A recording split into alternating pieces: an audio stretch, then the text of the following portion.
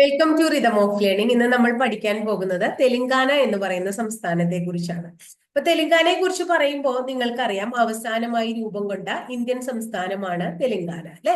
2014 June 2-നാണ് Telangana എന്ന് പറയുന്ന സംസ്ഥാനം നിലവിൽ വന്നത്. വളരെ പ്രധാനമാണ്, ഓർത്തു വെക്കണം. ഇന്ത്യയിൽ അവസാനമായിട്ട് രൂപം കൊണ്ട സംസ്ഥാനമാണ് തെലങ്കാന.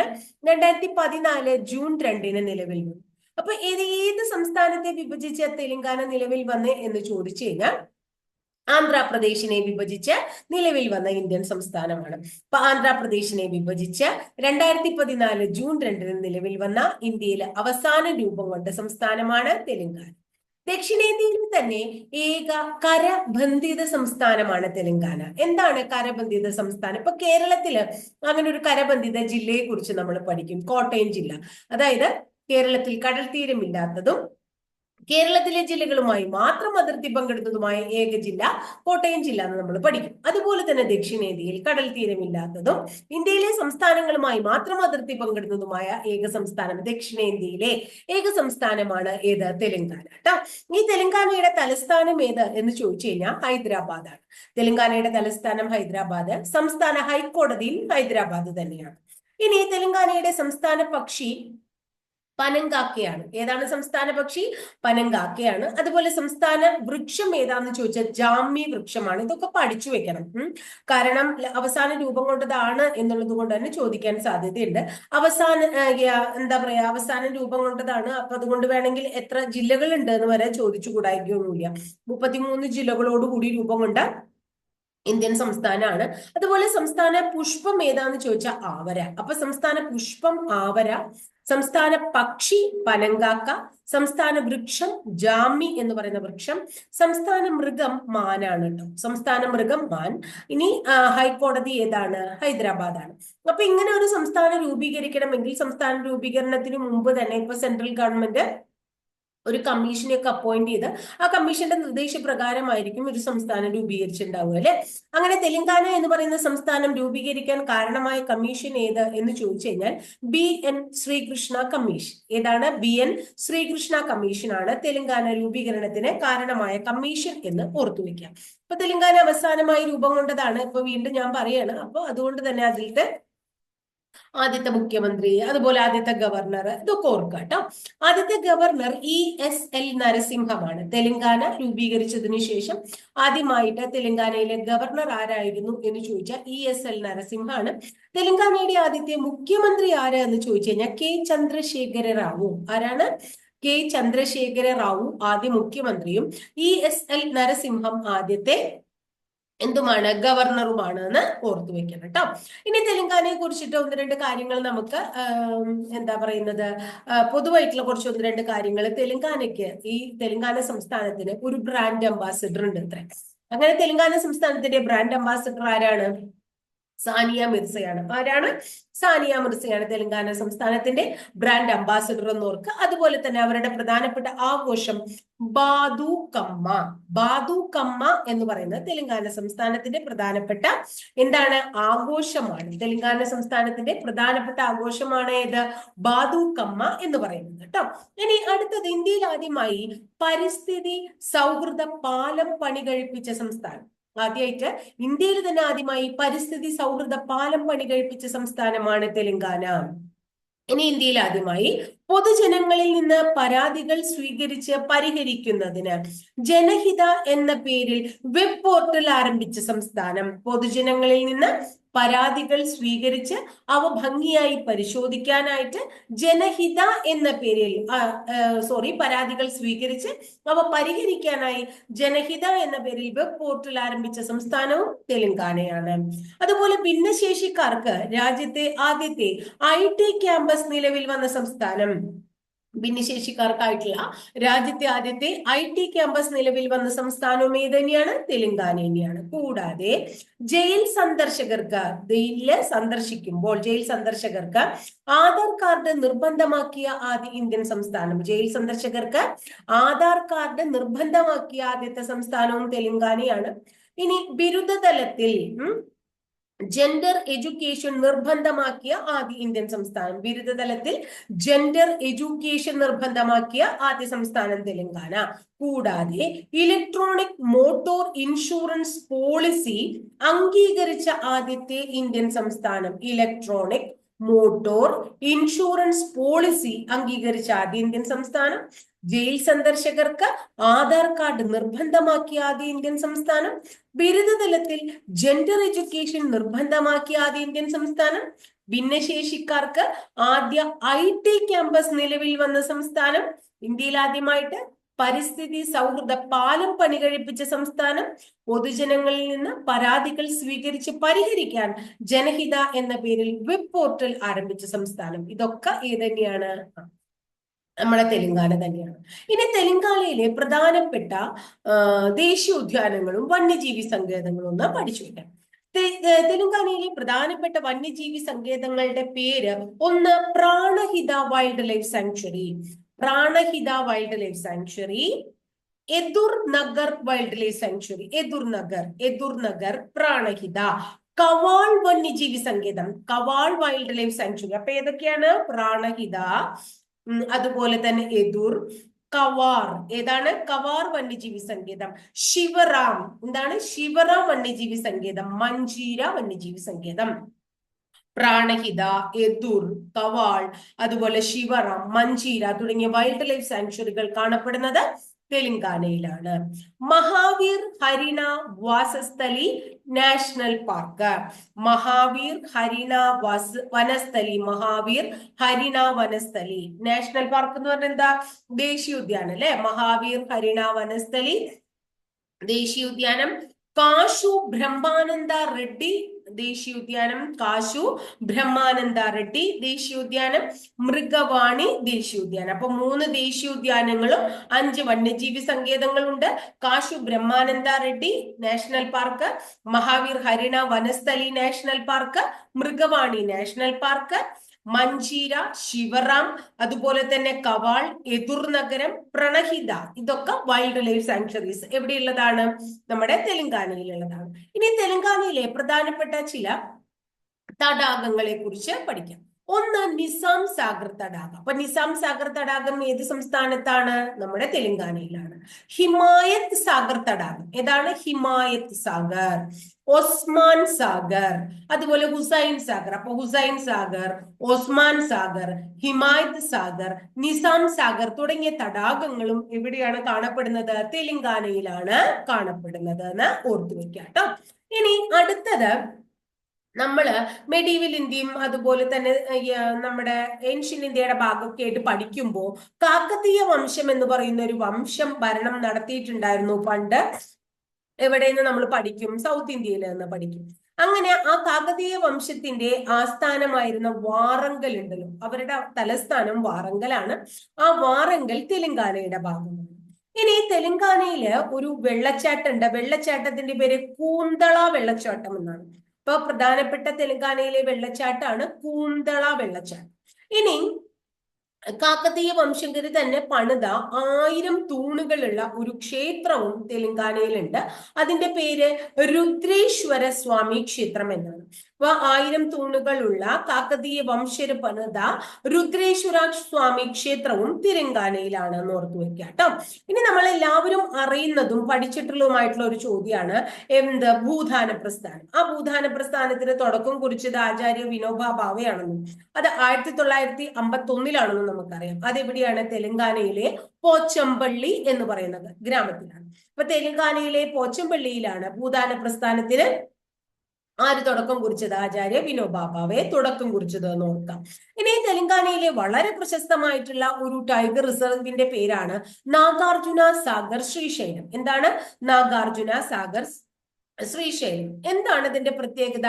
ഇന്ത്യയിലെ ഏറ്റവും വലിയ ടൈഗർ റിസർവ് ആണ് നാഗാർജുന സാഗർ. അപ്പൊ ഇന്ത്യയിലെ ഏറ്റവും വലിയ ടൈഗർ റിസർവ് ആയ നാഗാർജുന സാഗർ ശ്രീശൈലം എവിടെ സ്ഥിതി ചെയ്യുന്നു?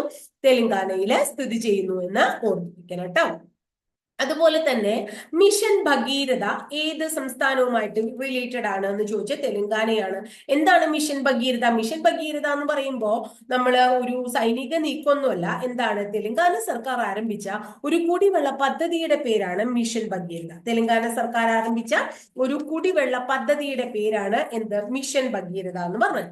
ഇനി അതുപോലെ തന്നെ തെലങ്കാന നമ്മളെ സംസ്ഥാനം തലസ്ഥാനമാണ് ഹൈദരാബാദ് എന്ന് പറഞ്ഞു. ഈ ഹൈദരാബാദ് വളരെ ഇമ്പോർട്ടന്റ് ആയിട്ടുള്ള ഒരു പ്ലേസ് ആണ് നമ്മുടെ തെലങ്കാനയിലെ. അവിടെ കുറേയധികം സ്ഥാപനങ്ങളുടെ ഹെഡ് ക്വാർട്ടേഴ്സ് കാണപ്പെടുന്നുണ്ട്. അപ്പൊ അതൊന്നും നമ്മൾ ഓർത്തു വെക്കണം. ഒന്ന്, നമ്മുടെ വളരെ ഇമ്പോർട്ടന്റ് ആയിട്ടുള്ള ഒരു സംഭവമാണ്, പരീക്ഷയ്ക്ക് പലപ്പോഴും ചോദിച്ചിട്ടുള്ള ഒരു ചോദ്യമാണ്. നാഷണൽ എന്താ പറയുന്നത്, institute of rural development. National institute of rural ഡെവലപ്മെന്റിന്റെ ആസ്ഥാനം എവിടെയാണ്? നമ്മുടെ തെലങ്കാനയിലാണ്. തെലങ്കാനയിലെ ഹൈദരാബാദിലാണ് national institute of rural development. പറയൂ, national institute of rural development Telangana. അതുപോലെ തന്നെ നമ്മുടെ insurance regulatory and development authority, insurance regulatory and development authority ഏതാണ്? IRDA. അതിന്റെ ആസ്ഥാനവും എവിടെ തന്നെയാണ്? തെലങ്കാനയിലാണ്. അതുപോലെ എയർഫോഴ്സ് അക്കാദമി തെലങ്കാനയിലല്ല, തെലങ്കാനയിലെ ഹൈദരാബാദിലാണ്. എയർഫോഴ്സ് അക്കാദമി ഹൈദരാബാദിലാണ്. Centre for DNA fingerprinting and diagnosis. അപ്പൊ DNA fingerprinting and diagnosis, DNA fingerprinting and ഡയഗ്നോസിസും എവിടെ തന്നെയാണ്? ഹൈദരാബാദിലാണ്. നെക്സ്റ്റ് വൺ, അടുത്തത് Sardar Vallabhbhai Patel national police academy. Sardar Vallabhbhai Patel national police academy അല്ലെ, നാഷണൽ പോലീസ് അക്കാദമി. അതുപോലെ the English and foreign language university, English and foreign language university, IFLU എന്നൊക്കെ പറയും. Next one, national remote sensing centre, national remote sensing centre. National fisheries development board, national fisheries development board. ഇതിന്റെ ഒക്കെ head quarters ഇവിടെയാണ്. അപ്പൊ ഒന്നും കൂടെ പറഞ്ഞേ, എന്തൊക്കെയാണ്? National institute of rural development, air force academy, insurance regulatory and development authority, centre for DNA fingerprinting and diagnosis centre, Sardar Vallabhbhai Patel national police academy, national fisheries development, national remote sensing centre, the English and foreign language university. ഇതൊന്നും കൂടാതെ ഈ ഹൈദരാബാദിൽ തന്നെയാണ് രാഷ്ട്രപതി നിലയം കാണപ്പെടുന്നത്. അതുപോലെ തന്നെ ലാൽ ബഹദൂർ ശാസ്ത്രി സ്റ്റേഡിയം കാണപ്പെടുന്നത്. സലാർജംഗ് എന്ന പേരിൽ ഒരു മ്യൂസിയം കാണപ്പെടുന്നത്. സലാർജംഗ് എന്ന പേരിൽ ഒരു മ്യൂസിയം കാണപ്പെടുന്നത്. ഗച്ചി ബൗളി അത്ലറ്റിക് സ്റ്റേഡിയം കാണപ്പെടുന്നത്. എന്താണ്? ഗച്ചി ബൗളി അത്ലറ്റിക് സ്റ്റേഡിയം കാണപ്പെടുന്നത്. നാഷണൽ ഇൻസ്റ്റിറ്റ്യൂട്ട് ഓഫ് ന്യൂട്രീഷൻ കാണപ്പെടുന്നതും എവിടെ തന്നെയാണ്? നമ്മുടെ ഹൈദരാബാദിൽ തന്നെയാണ് കേട്ടോ. ഇനി രാജീവ് ഗാന്ധി അന്താരാഷ്ട്ര ക്രിക്കറ്റ് സ്റ്റേഡിയം ഉണ്ട്. അപ്പൊ ലാൽ ബഹദൂർ ശാസ്ത്രി സ്റ്റേഡിയം, രാജീവ് ഗാന്ധി അന്താരാഷ്ട്ര ക്രിക്കറ്റ് സ്റ്റേഡിയം, അതുപോലെ തന്നെ Gachibowli athletic stadium, Salar Jung museum, national institute of nutrition, Rashtrapati Nilayam എന്നിവ കൂടി എവിടെ കാണപ്പെടുന്നു? നമ്മുടെ ഹൈദരാബാദിൽ കാണപ്പെടുന്നു. ഇനി നമ്മൾ ഹിസ്റ്ററി പഠിച്ചപ്പോ ഞാനത് പ്രത്യേക നാട്ടുരാജ്യങ്ങളെ കുറിച്ച് പഠിപ്പിച്ചപ്പോ ഓപ്പറേഷൻ പോളോ, നമ്മുടെ ഏറ്റവും വലിയ നാട്ടുരാജ്യം, അങ്ങനെയുള്ള കാര്യങ്ങളൊക്കെ നമ്മൾ പഠിച്ചിട്ടുണ്ട്. അപ്പൊ അതുകൊണ്ട് അതിനി വീണ്ടും നമ്മൾ പറയുന്നില്ല. ഈ ഹൈദരാബാദ് എന്ന് പറയുന്ന നഗരം മൂസി നദിയുടെ തീരത്താണ് സ്ഥിതി ചെയ്യുന്നത്. അത് ഓർക്കണം കേട്ടോ. ഹൈദരാബാദ് മൂസി നദിയുടെ തീരത്താണ്. ഇന്ത്യയുടെ ഹൈടെക് സിറ്റി എന്നും ഇന്ത്യയിലെ വളകളുടെ നഗരം എന്നും അതുപോലെ തന്നെ ഭാഗ്യ നഗരം എന്നൊക്കെ വിളിക്കുന്നു. അപ്പൊ ഭാഗ്യനഗരം, വളകളുടെ നഗരം, ഹൈടെക് സിറ്റി എന്നൊക്കെ വിളിക്കുന്നത് എന്തിനെയാണ്? ഹൈദരാബാദിനെയാണ് എന്ന് ഓർത്തു വെക്കുക കേട്ടോ. അതുപോലെ തന്നെ ഹൈദരാബാദിനെ കുറിച്ച് പഠിക്കുമ്പോൾ നമ്മൾ എപ്പോഴും ഓർത്തു വെക്കേണ്ട വളരെ പ്രധാനപ്പെട്ടതാണ്, ഇന്ത്യയിലെ തന്നെ ആദ്യത്തെ ഗ്രീൻഫീൽഡ് വിമാനത്താവളമായ ഏതാണ്? Rajiv Gandhi international airport. Rajiv Gandhi international airport ഇന്ത്യയിലെ ആദ്യത്തെ ഗ്രീൻഫീൽഡ് വിമാനത്താവളം എവിടെയാണ്? നമ്മുടെ ഹൈദരാബാദിലാണ്. Ramoji film city, Ramoji film city. അതുപോലെ ടോളിവുഡ് കേട്ടിട്ടില്ലേ? തെലുങ്ക് സിനിമ വ്യവസായത്തിന്റെ എന്താ പറയാ, വ്യവസായത്തിന് വിളിക്കുന്ന പേര് അല്ലെങ്കിൽ അതിന്റെ ആസ്ഥാനത്തിന് വിളിക്കുന്ന പേരാണ് ടോളിവുഡ്. അതും എവിടെ തന്നെയാണ്? ഹൈദരാബാദിലാണ്. ഇനി ഹൈദരാബാദ് പോലെ തന്നെ അവിടുത്തെ പ്രധാനപ്പെട്ട വേറൊരു നഗരല്ലേ സെക്കന്ദരാബാദ്. അപ്പൊ ഈ ഹൈദരാബാദിനെയും സെക്കന്ദരാബാദിനെയും ഇന്ത്യയിലെ ഇരട്ട നഗരങ്ങൾ എന്ന് വിശേഷിപ്പിക്കുന്നുണ്ട്. അപ്പൊ ഇന്ത്യയിലെ ഇരട്ട നഗരങ്ങൾ എന്നറിയപ്പെടുന്നത് ഹൈദരാബാദും സെക്കന്ദരാബാദുമാണ് എന്ന് ഓർത്തുവെക്കണം കേട്ടോ. ഇനി ഡോക്ടർ BR അംബേദ്കർ ഇന്ത്യയുടെ സെക്കൻഡ് ക്യാപിറ്റൽ എന്ന് നിർദ്ദേശിച്ച നഗരം ഏതാണ്? ഹൈദരാബാദാണ്. ഇന്ത്യയുടെ രണ്ടാമത്തെ തലസ്ഥാനം എന്ന് ഡോക്ടർ BR അംബേദ്കർ വിശേഷിപ്പിച്ചത് ഏതിനെയാണ്? ഹൈദരാബാദിനെയാണ് എന്ന് ഓർത്തുവെക്കാം. ഇനി ദക്ഷിണേന്ത്യയിൽ ആദ്യമായിട്ട് കുട്ടികൾക്ക് വേണ്ടി ഒരു കോർട്ട് കോടതി നിലവിൽ വന്നത് എവിടെയാണ്? ഹൈദരാബാദിലാണ് എന്ന് ഓർത്തുവെക്കണം. ഇനി ഈ ഹൈദരാബാദും സെക്കന്ദരാബാദും ഇരട്ട നഗരങ്ങളാണല്ലോ. അവയെ തമ്മിൽ വേർതിരിക്കുന്ന ഒരു മനുഷ്യനിർമ്മിത തടാകമുണ്ട് അത്രേ. അതിന്റെ പേര് ഹുസൈൻ സാഗർ തടാകം എന്നാണ്. അപ്പൊ ഹുസൈൻ സാഗർ തടാകം ഒരു മനുഷ്യനിർമ്മിത തടാകമാണ്. ഹൈദരാബാദിനെയും സെക്കന്ദരാബാദിനെയും വേർതിരിക്കുന്നതാണ്. ഈ ഹൈദരാബാദും സെക്കന്ദരാബാദും ഇന്ത്യയിലെ ഇരട്ട നഗരങ്ങൾ എന്ന് അറിയപ്പെടുന്നതാണ് കേട്ടോ. ഇനി നമ്മുടെ ബുദ്ധപൂർണിമ എന്ന് പറയുന്ന ഒരു സംഭവം, ബുദ്ധപൂർണിമ പാർക്ക് നമ്മൾ കേട്ടിട്ടുണ്ടാവുമല്ലോ. അന്ത്യവിശ്രമ സ്ഥലങ്ങൾ പഠിക്കുമ്പോൾ ആരുടെ അന്ത്യവിശ്രമ സ്ഥലമാണ് ബുദ്ധപൂർണിമ പാർക്ക്? PV നരസിംഹറാവുവിന്റെയാണ്. അപ്പൊ PV നരസിംഹറാവുവിന്റെ അന്ത്യവിശ്രമ സ്ഥലമായ ബുദ്ധപൂർണിമ പാർക്ക് എവിടെയാ സ്ഥിതി ചെയ്യണേ? ഹൈദരാബാദിലാണ് എന്ന് ഓർത്തുവെക്കാം. അതുപോലെ തന്നെ നമ്മൾ ഇനി ഓർക്കേണ്ടത് H1N1 വളരെ പ്രധാനപ്പെട്ടതാണ്. ആ H1N1 ആദ്യമായിട്ട് എവിടെയാ റിപ്പോർട്ട് ചെയ്തത് എന്ന് ചോദിച്ചു കഴിഞ്ഞാലും ഹൈദരാബാദിലാണ്. അപ്പൊ H1N1 ആദ്യമായി റിപ്പോർട്ട് ചെയ്തത് ഇന്ത്യയിൽ എവിടെയാണ് ആദ്യമായിട്ട് റിപ്പോർട്ട് ചെയ്തത് എന്ന് ചോദിച്ചു കഴിഞ്ഞാൽ നമ്മൾ എവിടെ പറയണം? ഹൈദരാബാദിലാണ് എന്ന് പറയണം കേട്ടോ. അതുപോലെ തന്നെ രാമഗുണ്ടം, കോതഗുണ്ടം കേട്ടിട്ടുണ്ടോ നിങ്ങൾ? ഈ രാമഗുണ്ടം, കോതഗുണ്ടം എന്ന് പറയുന്നത് രണ്ട് എന്താണ്? താപവൈദ്യുത നിലയങ്ങളാണ്. രാമഗുണ്ടം, കോതഗുണ്ടം എന്നറിയപ്പെടുന്നത് രണ്ട് താപവൈദ്യുത നിലയങ്ങളാണ്. താപവൈദ്യുത നിലയങ്ങൾ കാണപ്പെടുന്നത് എവിടെയാണ്? തെലങ്കാനയിലാണ്. അപ്പൊ രാമഗുണ്ടം, കോതഗുണ്ടം എന്ന് പറയുന്ന രണ്ട് താപവൈദ്യുത നിലയങ്ങളും എവിടെ കാണപ്പെടുന്നു? നമ്മുടെ തെലങ്കാനയിൽ കാണപ്പെടുന്നു എന്ന് ഓർത്തുവെക്കാം. ഇനി ഹൈദരാബാദിനെയും സെക്കന്ദരാബാദിനെയും വേർതിരിക്കുന്നത് ഹുസൈൻ സാഗർ തടാകമാണ് അല്ലെ. ഈ സെക്കന്ദരാബാദില് ഒരു ഇൻസ്റ്റിറ്റ്യൂട്ട് ഉണ്ട്, അതിന്റെ പേര് കോളേജ് ഓഫ് ഡിഫൻസ് മാനേജ്മെന്റ്. അപ്പൊ കോളേജ് ഓഫ് ഡിഫൻസ് മാനേജ്മെന്റ് എവിടെ സ്ഥിതി ചെയ്യുന്നു? സെക്കന്ദരാബാദിലാണ്. കോളേജ് ഓഫ് ഡിഫൻസ് മാനേജ്മെന്റിന്റെ ആസ്ഥാനം സെക്കന്ദരാബാദാണ്. ഇനി അതുപോലെ തന്നെ സിംഗറണി, എന്താ കേട്ടിട്ടുണ്ടോ? സിംഗറണി എന്ന് പറഞ്ഞ അതായത് തെലങ്കാനയിലെ ഒരു സ്ഥലമാണ് സിംഗറണി പറഞ്ഞ. ഇവിടെ ചുണ്ണാമ്പുകല്ല് നിക്ഷേപം ധാരാളമായിട്ട് കാണുന്നുണ്ട് അത്രേ. അപ്പൊ ചുണ്ണാമ്പുകല്ല് നിക്ഷേപം ധാരാളമായിട്ട് കാണപ്പെടുന്ന സിംഗറണി എന്ന് പറയുന്ന കൽക്കരി ഖനിയും അതുപോലെ തന്നെ ചുണ്ണാമ്പുകല്ല് നിക്ഷേപം കാണപ്പെടുന്ന പ്രദേശം, ഇവിടെ ഒരു കൽക്കരി ഖനി ഉണ്ട്, ധാരാളം ചുണ്ണാമ്പുകല്ല് നിക്ഷേപം ഉണ്ട്. അപ്പൊ സിംഗറണി കൽക്കരി ഖനി എവിടെയാണ്? നമ്മുടെ തെലങ്കാനയിലാണ്. അതുപോലെ തന്നെ ചുണ്ണാമ്പുകല്ല് നിക്ഷേപമുള്ള തെലങ്കാനയിലെ പ്രദേശം ഏതെന്ന് ചോദിച്ചു കഴിഞ്ഞാലും സിംഗറണി തന്നെയാണ് പറയാം കേട്ടോ. ഇനി നമുക്ക് പ്രസിദ്ധമായിട്ട് നമുക്ക് ഇന്ത്യയിലെ വളരെ പ്രസിദ്ധമായിട്ടുള്ള കുറച്ച് വ്യക്തികൾ, ഒന്ന് നമ്മുടെ PV സിന്ധു, അതുപോലെ തന്നെ കിരൺ കുമാർ റെഡ്ഡി, K ചന്ദ്രശേഖർ റാവു തുടങ്ങിയവരൊക്കെ എവിടുത്തുകാരാണെന്ന് ചോദിച്ചു കഴിഞ്ഞിട്ടുണ്ടെങ്കിൽ നമ്മൾ പറയും തെലങ്കാനക്കാരാണ്. അപ്പൊ ഇത്രയാണ് തെലങ്കാനയെ കുറിച്ച് പഠിക്കാനുള്ളൂ. അവസാനം നമ്മൾ ഓർക്കേണ്ടത് 2014 ജൂൺ 2 ആന്ധ്രാപ്രദേശ് സംസ്ഥാനത്തെ വിഭജിച്ച് ഇന്ത്യയിൽ അവസാനമായിട്ട് രൂപം കൊണ്ട ദക്ഷിണേന്ത്യയിലെ ഏക കരബന്ധിത സംസ്ഥാനമാണ് തെലങ്കാന. വളരെ ഇമ്പോർട്ടന്റ് ആണ് കേട്ടോ. അപ്പോ ഇത്രയാണ് തെലങ്കാനയെ കുറിച്ച് പഠിക്കാനുള്ളത്. മനസ്സിലാവുന്നുണ്ട് എന്ന് വിചാരിക്കുന്നു. നിങ്ങൾക്ക് ക്ലാസ് ഒക്കെ ഫോളോ ചെയ്യാൻ പറ്റുന്നുണ്ടെന്ന് വിചാരിക്കുന്നു. ഇഷ്ടപ്പെടുകയാണെങ്കിൽ ഒന്ന് ലൈക്ക് ചെയ്യുക, അതുപോലെ തന്നെ നിങ്ങളുടെ കൂട്ടുകാരിലേക്ക് മാക്സിമം ഷെയർ ചെയ്ത് എത്തിക്കുക കേട്ടോ. ആദ്യമായിട്ട് ചാനൽ കാണുന്ന കുട്ടികൾ ചാനൽ ഒന്ന് സബ്സ്ക്രൈബ് ചെയ്യുക. സബ്സ്ക്രൈബ് ചെയ്യുന്നതോടൊപ്പം ആ ബെല്ലൈക്കൺ കൂടി ഒന്ന് എനേബിൾ ചെയ്യുമ്പോൾ ഞാൻ ഓരോ ദിവസം അപ്ലോഡ് ചെയ്യുന്ന വീഡിയോസ് കൃത്യമായിട്ട് നോട്ടിഫിക്കേഷൻ ആയിട്ട് ലഭിക്കുകയും ചെയ്യും.